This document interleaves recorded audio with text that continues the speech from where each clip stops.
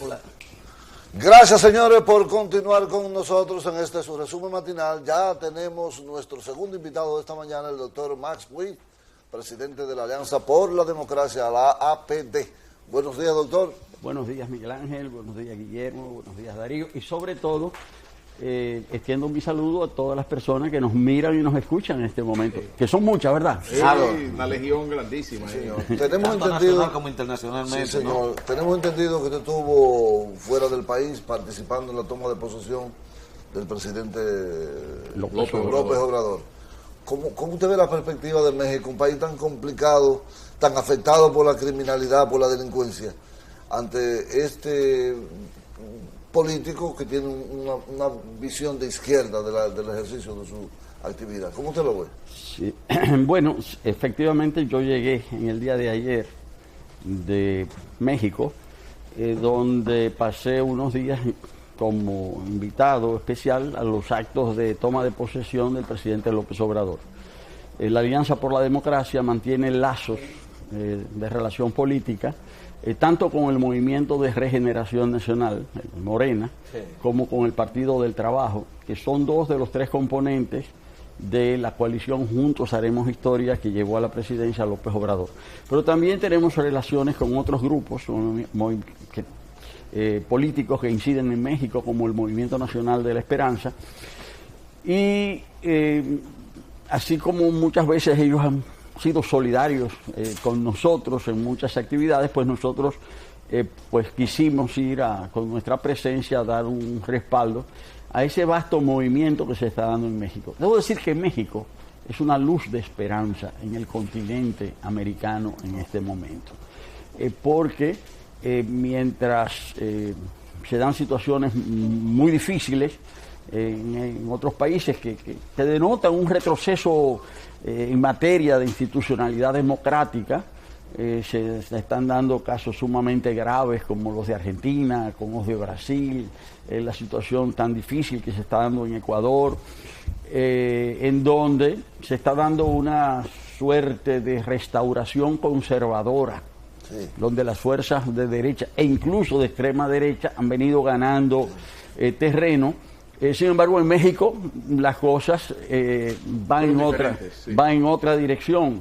Y allí se ha dado, yo diría, un salto democrático importante, porque después de casi 90 años de control de un partido dominante, el PRI, con otros partidos, ha habido otros gobiernos, otros partidos en el poder, pero fundamentalmente se puede decir que son 90 años de control de un partido dominante que el pueblo de México ha rechazado de manera contundente. López Obrador tiene mayoría en ambas cámaras, en las elecciones regionales también logró importantes avances, y ahora lo que se está discutiendo es cómo México procede, es decir, a toda una política de transformaciones importantes, porque López Obrador, su partido y la coalición que le encabeza han planteado que en México se ha iniciado la cuarta transformación.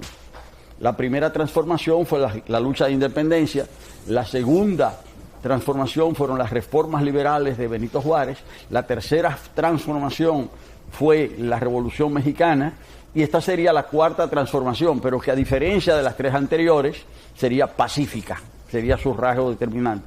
Unas reformas de fondo para justamente reivindicar derechos, si se quiere, que han sido históricamente dejados de lado. Y aquello fue muy emocionante, es decir, poder compartir con el pueblo mexicano ese momento tan especial como fue la transmisión de mando. Hubo dos grandes eventos. Un evento fue el evento institucional en la Cámara de Diputados, en la Asamblea Legislativa, donde se dio un discurso formal, y luego hubo otro evento con decenas de miles de personas. Se calcula que habían allí, no sé si 100.000, 200.000 personas que estaban en la toma de posesión, donde él recibió un bastón de mando que le fue entregado por los representantes de los pueblos indígenas de México. Fue la primera vez en la historia, es decir, que sucede eso, es decir, una suerte de legitimación popular, es decir, por primera vez los pueblos indígenas de México reconocían a un presidente.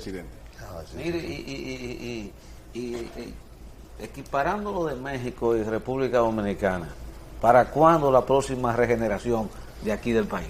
Bueno, nosotros sí estamos necesitando una regeneración.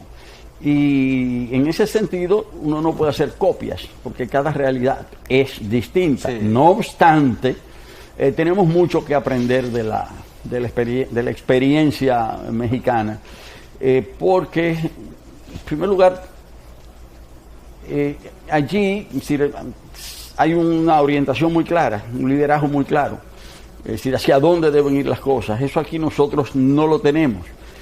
A López Obrador no le da vergüenza decir que él es de izquierda, y no le da vergüenza decir cómo él cree que se puede precisamente regenerar a México. Aquí muchas veces creemos que podemos combatir la derecha copiando los métodos de la derecha. Entonces a la derecha no se le combate haciendo lo que hace la derecha, haciendo lo que hace la derecha, creyendo que la gente está influenciada por la derecha, entonces hay que hacer lo que hace la derecha, y eso lo que hace es que fortalece a la derecha. Entonces uno ve toda una serie de personas, ¿verdad? Hay partidos que se proclaman progresistas, o sea, pero que entonces al final son más papitas que el Papa, y hacen la política del adversario. Esa es una enseñanza de México, es decir, que López Obrador, Morena y la coalición Juntos Haremos Historia ha hablado con claridad, no han dado con medias tintas y no han dado en políticas de conciliación, que al final lo que hacen es que desacreditan las políticas de cambio. Es decir, cuando uno ve que la oposición lo que quiere es complacer al gobierno, pues el que gana es el gobierno. ¿Usted cree que eso es lo que está ocurriendo aquí en República Dominicana? En gran medida. Si lamentablemente, en vez de políticas claras, definidas, hay una gran conciliación, un gran temor a ser sincero, a ser franco. ¿Usted no cree que es un asunto de intereses también? Bueno, sí. Usted sabe que aquí hay políticos que son políticos, pero son más empresarios que políticos. Es cierto, y hay gente también que tiene cola que le pisen, esas personas están chantajeadas, esas personas entonces los jalan, a veces los partidos también están infiltrados, es decir, el gobierno se ha ocupado de eso. Hay que ver cómo se estableció aquí el sistema de partido dominante que nos rige, porque el Partido de la Liberación Dominicana, que es el partido dominante, se estableció con una crítica muy abierta, muy franca hacia los llamados partidos tradicionales, que eran el Partido Reformista y el PRD. Una crítica muy directa, muy directa. Bueno, y una vez el PLD se instala en el poder, pues desarrolla una política de socavamiento, en parte de absorción, de cooptación, ¿sí? Y al final el PLD liquidó prácticamente a los viejos partidos, a los partidos tradicionales. Cuando digo que los liquidó, obviamente es en el sentido figurado, en el sentido político. Y los liquidó, en el caso del Partido Reformista, comprándole gente, presionando, y al final el Partido Reformista hoy es lo que es, o sea, producto de la acción del partido dominante, y con el PRD pasó otro tanto. Entonces el PLD pasó a ser también un partido tradicional. Incluso esto ha llevado a una situación en la que los grandes líderes, los que fundaron el proceso político democrático en la República Dominicana, los dos grandes líderes, que a pesar de sus diferencias, son ellos los grandes líderes, el profesor Juan Bosch y el doctor José Francisco Peña Gómez, ambos han sido traicionados. Los postulados de don Juan y los postulados del doctor Peña Gómez han sido traicionados. Es decir, todos los que fundaron al PLD hoy tienen que ver con dolor lo que ha pasado con ese partido. Es decir, que los principios éticos de don Juan Bosch han sido relegados. Es decir, los que se proclaman sus hijos son... no solamente se han colocado de espaldas, sino que realmente han actuado y están actuando de manera total y absolutamente contraria a lo que Juan Bosch predicó. pero lo mismo pasa en el caso del Partido Revolucionario Dominicano. Cuando uno escucha ciertas cosas que salen del PRD o del PRM, ¿verdad? Cuando uno oye ciertas cosas que dicen esos dirigentes y piensa en Peña Gómez, y ¿quién lo hubiera dicho? O sea, ¿quién lo hubiera dicho? Y esto a pesar de las diferencias de don Juan. Yo, en el caso de ambos, fui miembro del PLD, estuve al lado de don Juan y a mucha honra lo tengo. Nunca milité junto al doctor Peña Gómez, pero fui su gran amigo, una relación muy respetuosa entre nosotros siempre. Y yo me pongo a pensar, caray, ¿quién lo hubiera dicho? ¿Quién lo hubiera dicho? Y esos postulados, pero es que aquí hay mucha gente que está cizagueando, doctor. Yo veo gente de izquierda que yo, con un gran respeto por su trayectoria, que lo último que le ha faltado hoy de rodillas a la embajada americana, saludando y coincidiendo con posturas que antes tradicionalmente cuestionaban. No sé qué ha pasado. Pero justamente hay una traición a los postulados y a los principios. Lo que estoy diciendo a propósito de don Juan, o sea, el que se comporta traicionando los principios éticos está traicionando a don Juan. O sea, el que está en el gobierno y está robando traiciona a Juan Bosch, lo traiciona cada día. Lo mismo pasa con personas que realmente, es decir, hieren la memoria de Peña Gómez con sus comportamientos todos los días. Y también con personas que se proclaman de izquierda y que hacen políticas de derecha. Y todo eso es traición. Y justamente esa es una de las enseñanzas que traigo de México, la consigna muy sencilla con la que ganó las elecciones López Obrador fue no mentir, no robar, no traicionar. Doctor, nada más, así de sencillo, un programa sencillito. Y esos postulados de esos paradigmas de la democracia, podemos decir, Juan Bosch, Peña Gómez, no son recuperables en esos partidos, sobre todo en el PLD que está en el poder. No son recuperables, de eso no se puede recuperar esos postulados. Yo pienso que muchas personas hablan de la democracia como si la democracia fuera una persona. Dicen, eso afecta a la democracia. Es decir, eso daña a la democracia. Como si la democracia fuera un ser humano, una persona. No. La democracia es una relación social. Y esa relación social se construye cada día.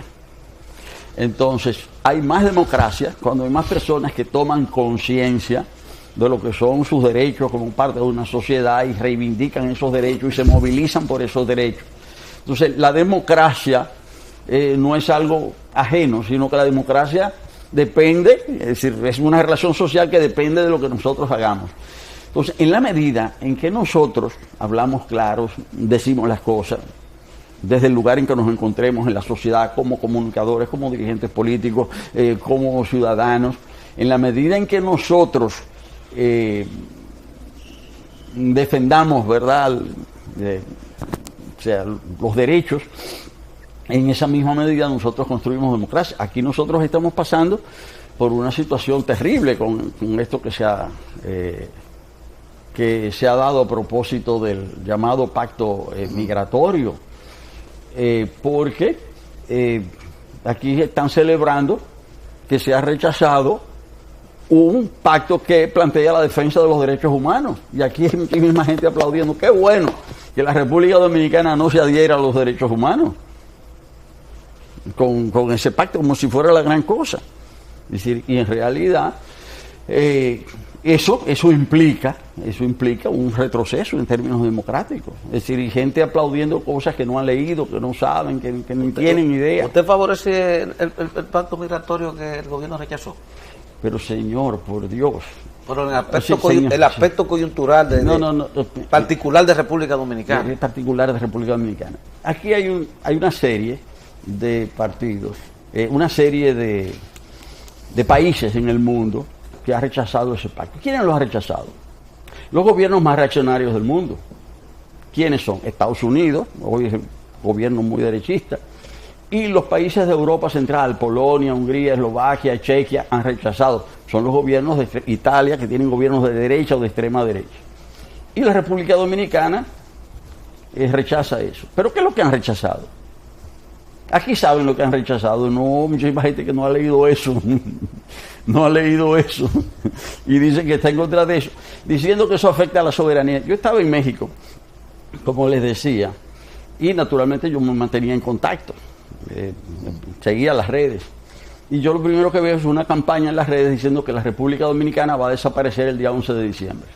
Y que la República Dominicana va a desaparecer. Y que la República Dominicana se va a fusionar por órdenes de la ONU. Y veo eso. Y lo grande es que muchísima gente se cree eso. Eso no es verdad, eso es una tontería.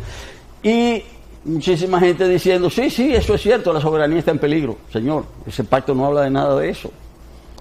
Ese pacto no habla de nada de eso. Eso es mentira. Entonces, lo que estamos en presencia de una gran manipulación. Ahora, doctor, sincera, yo creo eso a la franca. Y el gobierno, en una actitud oportunista, dijo, esto me va a afectar, entonces déjame no meterme en esto. Pero la República Dominicana el 1 de enero entra al Consejo de Seguridad de las Naciones Unidas. Y eso de estar, de haber participado en la elaboración del pacto, es decir, que lo respaldan la inmensa mayoría de los países del mundo, porque de los 200 países nada más lo están rechazando como 15 o 20. En América Latina un solo país ha rechazado el pacto. Uno solo, la República Dominicana. Pero si la realidad de nosotros es diferente.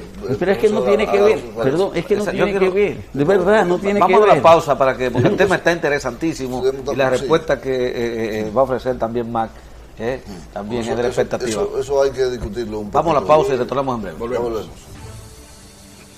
Continuamos, señores, con el doctor Max Puig, con esta interesante intervención en la cual ha planteado un tema que prácticamente contradice lo que ha sido un debate nacional acerca del acuerdo migratorio que se firmaría en Marrakech. Doctor, la realidad de República Dominicana es diferente a la de la mayoría de los países que están de acuerdo con el pacto. Esa es la visión que se tiene. Pues yo no creo. Mire, yo creo que ha habido una gran manipulación y hay que tener mucho cuidado con esas manipulaciones. Mira, a principios de los años, después de la Primera Guerra Mundial, una persona y un tipo, un poco desquiciado, llamado Adolfo Hitler, escribió un libro llamado Mi lucha, Mein Kampf. Sí. Y en ese libro, él dijo muchísimas cosas, muchos disparates. Ese libro está lleno de disparates. Uno lee ese libro, está lleno de disparates, pero también de mentiras groseras. Pero él dice ahí, en ese libro, que Alemania no fue derrotada en la Primera Guerra Mundial en el campo de batalla, sino que hubo una conspiración interna en Alemania, una conspiración de carácter capitalista bolchevique dirigida por los judíos. Diablo. Un disparate. Una liga rara. Sí, pero la gente se lo creyó. La gente se lo creyó, ese disparate. Capitalista bolchevique. Un complot capitalista bolchevique dirigido por los judíos. Sí. Y que en realidad Alemania no fue derrotada en la guerra, sino que ese complot capitalista bolchevique dirigido por los judíos fue lo que destruyó a Alemania. Y eso es un disparate mayúsculo, pero los alemanes se lo creyeron. Sí. Entonces él decía también, había un partido que se había formado antes del partido nazi, que decía que había una raza pura que vivía en un continente que se hundió, y antes de que ese continente se hundiera, esa raza pura se fue a Alemania, y que esa raza pura de los arios tenía que dominar el mundo. Y decía que había un peligro porque ahora mismo en el mundo se estaba mezclando de gente mestiza, y que los mestizos eran semimonos. Eran semimonos porque tenían sangre negra. Y que había que acabar con todos los inferiores, que había que acabar con los judíos, que había que acabar con los homosexuales, que había que acabar con los gitanos. Y la gente se lo creyó. La gente se lo creyó. Y ese tipo terminó controlando a Alemania. Y empezó matando judíos, matando todo. Al final empezaron a matar.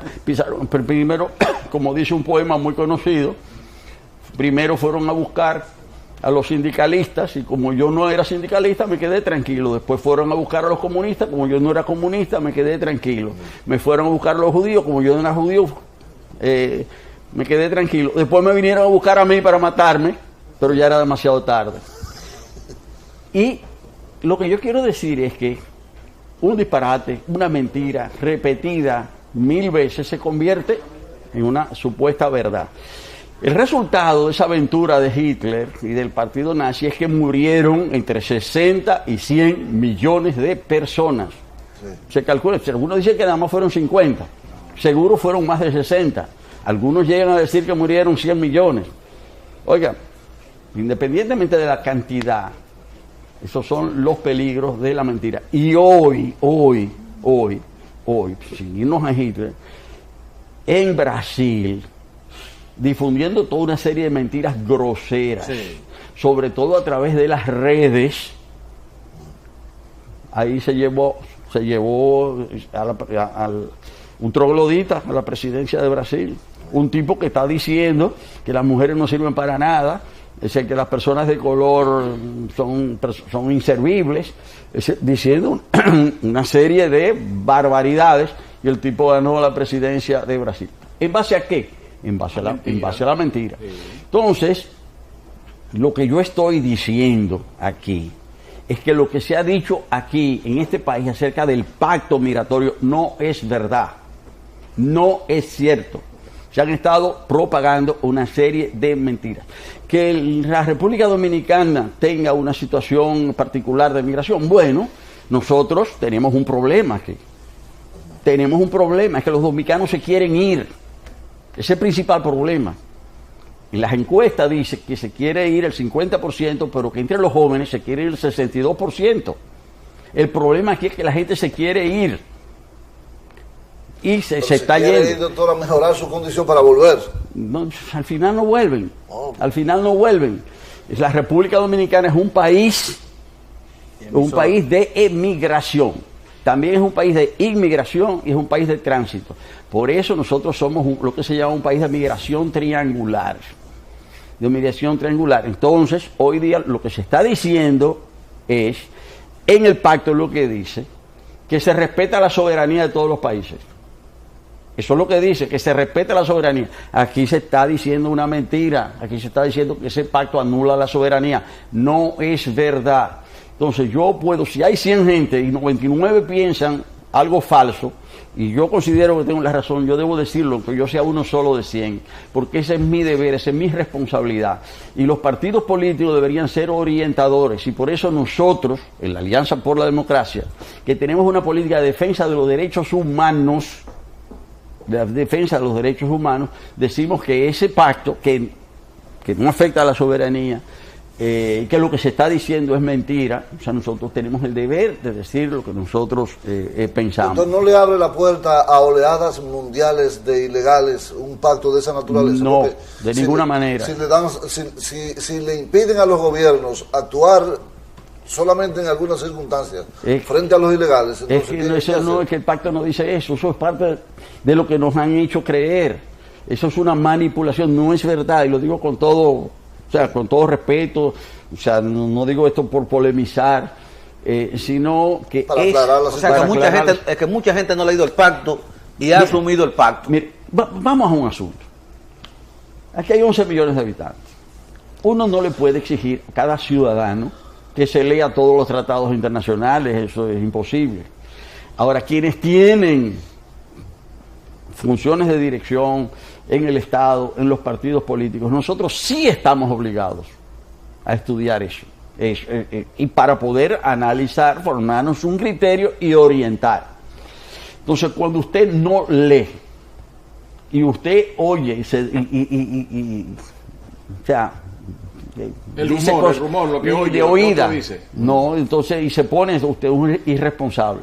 Yo digo que usted puede tener talento como músico y tocar de oídas, pero si usted es un músico de verdad, usted tiene que saber leer la partitura. Sí. Usted tiene que saber leer música para usted ser. Usted, por ejemplo, Juan Luis Guerra, una gloria, pero ese sabe música. Estudió Ese estudió música. No Porque hay muchos políticos que se ponen a hablar de política. No establece el pacto migratorio. Y no hacen la tarea. Y no hacen la principalmente tarea. legisladores que he visto hablando que no leen los proyectos de ley. No, Y lo aprueban. Sí, y lo aprueban, pero entonces Doctor, y han opinado muy rápido sobre el pacto. No establece el pacto migratorio el hecho de que quien se acoja a ese pacto, el gobierno, que en ese caso sería República Dominicana, tendría que garantizar, por ejemplo, seguridad alimentaria, salud, educación, vivienda. no, eso no es cierto. No lo dice. No, eso no es cierto. ¿Cómo que no? No, ese pacto dice, se respeta la soberanía de cada país. Cada país determina su política migratoria, dice ese pacto.